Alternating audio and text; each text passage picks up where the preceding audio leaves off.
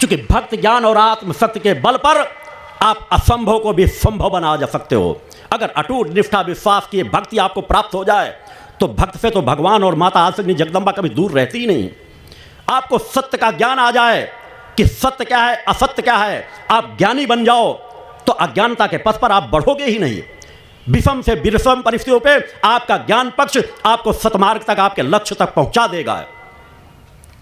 और अगर सब कुछ भी आपके पास है, भक्ति है, ज्ञान है, मगर जीवन अकर्मण्य है, जिस तरह किसी योद्धा को, अगर वह योद्धा नहीं है, किसी सामान्य से व्यक्ति को तलवार पकड़ा भी दो, तलवार चलाने का ज्ञान भी बता दो, मगर उसका हृदय कमजोर है, आत्मबल कमजोर है, तो एक सामान्य से शत्रु को देख करके उसका हृदय कांपने लगेगा और तलवार हाथ से छूट जाएगी।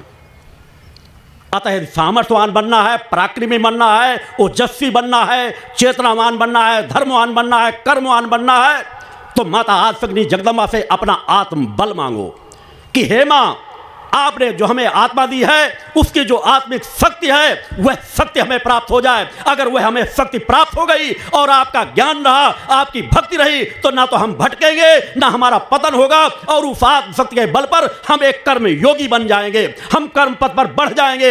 हर असंभव से असंभव समस्या का समाधान हम अपने कर्म बल के माध्यम से प्राप्त कर लेंगे। अतः मां से मांगना है तो भक्ति ज्ञान और आत्मशक्ति मांगो, सब कुछ मिल जाएगा। और यह भावना जब आपके अंदर प्रबल होती चली जाएगी तो यह आपके रगों में, आपके खून में समा जाएगी, और फिर आपके अंदर के जो परिवारों में बच्चे जन्म लेंगे वह भक्ति ज्ञान और आत्मशक्ति से परिपूर्ण होंगे, चेतनवान होंगे, धर्मवान होंगे, कर्मवान होंगे। जब तक आप कर्मवान नहीं हो तब तक सब कुछ निष्फल है, बेकार है। अतः कर्मवान बनना सीखो, भक्ति प्राप्त करो, ज्ञान प्राप्त करो, सतमार्ग में चलो, अनीति अन्याय अधर्म से कभी समझौता मत करो। मेरे द्वारा बार बार कहा जाता है आपका सर्वस्व छिन जाए, हम उन ऋषियों पीढ़ियों की परंपराओं के संवाहक हैं, उनके अंश हैं, जिन्होंने अपना सब कुछ सत्य के लिए न्यौछावर कर दिया है, मगर कभी अनीति अन्याय अधर्म से समझौता नहीं किया। अतः एक बार उस पथ पर चल करके देखो, मां से भक्ति ज्ञान और आत्मशक्ति मांग करके देखो, आपको तृप्ति मिलेगी, संतोष मिलेगी, और आपकी ऊर्जा के, आपके शरीर में ऊर्जा का संचार होने लगेगा। आप कर्मवान बनने लगोगे, आपका ज्ञान विवेक जागृत होने लगेगा, अनेकों अनचाही बातें आपके मस्तिष्क में आने लगेगी।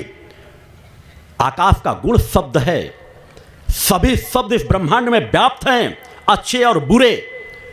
आप ग्रहण कौन से करना चाहते हो आपके विवेक के ऊपर है। हर असंभव से असंभव बात का यदि आप साधना पथ पर चलने लगो तो उसका निराकरण आपका मन मस्तिष्क ही करने लगेगा, मगर मन मस्तिष्क उस क्षेत्र में जगाओ तो। मगर आज परिस्थितियां समाज की हो गई हैं, आप सतोगुणी शब्दों को आकर्षित नहीं कर पाते हो, उनकी ध्वनियां आपको प्रभावित नहीं कर पाती, मगर तमोगुणी और रजोगुणी ध्वनियों से आप प्रभावित होने लगते हो। आज जगह जगह यही हो रहा है, नृत्य नाच गाना, डीजे पार्टियों में डीजे बज रहा है, उसका क्या स्वर क्या संगीत है कुछ पता नहीं, थिरक रहे हैं, क्या थिरक रहे हैं उनको खुद का ज्ञान नहीं। शोरगुल इतना बचेगा कि कान आपके असंतुलित हो जाएं। एक से एक नाच नृत्य संगीत बच्चों के मुख में उछाए हैं समाज में, उन्हीं को समाप्त करने का यह मार्ग प्रदान किया जा रहा है। छोटे छोटे बच्चे ऐसे ऐसे अश्लील गीतें जिस तरह सब गीत समाज में परोसे जा रहे हैं, फिल्मी जगत से उठते बैठते सोते जागते वो फिल्मी गीत उनके मन मस्तिष्क पर गूंजते रहते हैं। जहां सत्य की आवाज गूंजना चाहिए वहां वो असत्य के उठेंगे, खाएंगे, पिएंगे, बैठेंगे, सोएंगे, तो अश्लील गीत उनके मन मस्तिष्क पर बरबस आ जाते हैं। वो याद करें या ना करें, क्योंकि उसी तरह की चीजें परोसी जा रही हैं और उसी तरह की चीजें आप लोग दृश्य नेत्रों से देख रहे हो। आइटम डांस, समाज का पतन हो चुका है। नए नए आइटम डांस किए जा रहे हैं और उनको तुम सम्मान की निगाहों से देखते हो। भारत की नारी जो हमारे लिए हमेशा आदर्श रही है, सम्मान की निगाहों से देखी जाती रही है, आज उन करोड़ों करोड़ों महिलाओं को न देख करके जो हमारे लिए आज भी आदर्श हैं, आज भी मर्यादाओं में रहती हैं, अगर बच्चे अपने बच्चे को दूध भी पिलाती हैं तो आंचल से ढक करके पिलाती हैं। हम उस देश के रहने वाले हैं, उस देश की नारियों का सम्मान करते हैं। मगर आज चंद कुछ नारियां अपने पैसे को प्राप्त करने के लिए अपने तन का व्यापार कर रही हैं, वह आप लोगों के लिए आदर्श नहीं हो सकती।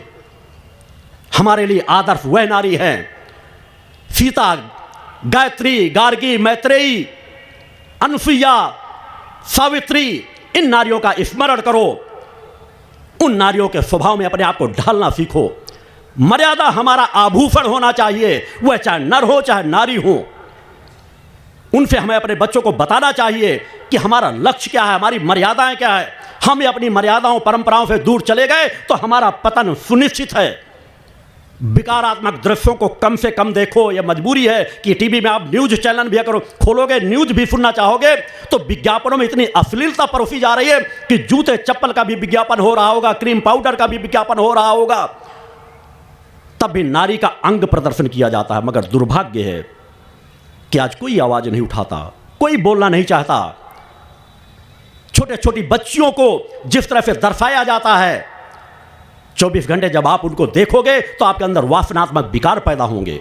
प्रयास करो कि ऐसी चीज़ों को देखो, अपने बच्चों को बताओ कि गलत दृश्य आ रहे हो तो टीवी थोड़ी देर बंद कर दो। निश्चित आज अनेकों दृश्य इस तरह दर्शाए जाते हैं कि एक परिवार, माता पिता पुत्र पुत्रियां एक साथ बैठकर उन दृश्यों को नहीं देख पाते। इस पतन को रोकने के लिए ना तो धर्म क्षेत्र से कोई आवाज़ उठती है और राजनीतिक क्षेत्र तो कानों पे उंगली डाल करके बैठा रहता है, क्योंकि वो उसी रास रंग में डूबा हुआ है। इसे सुधारेगा कौन? सुधारेगा समाज। हमें किसी का विरोध स्वरूप दंगे फसाद नहीं करने कि हम जाके किसी को जलाने लगे, उनके पोस्टर जलाने लगे, कुछ करने लगे। हमें अपने आप को संवारना है, अपने आप को सुधारना है, अपने बच्चों को संवारना है। हमारी ऊर्जा रचनात्मक कार्यों में लगनी चाहिए। हम बदलेंगे, एक ना एक दिन जग अवश्य बदल जाएगा।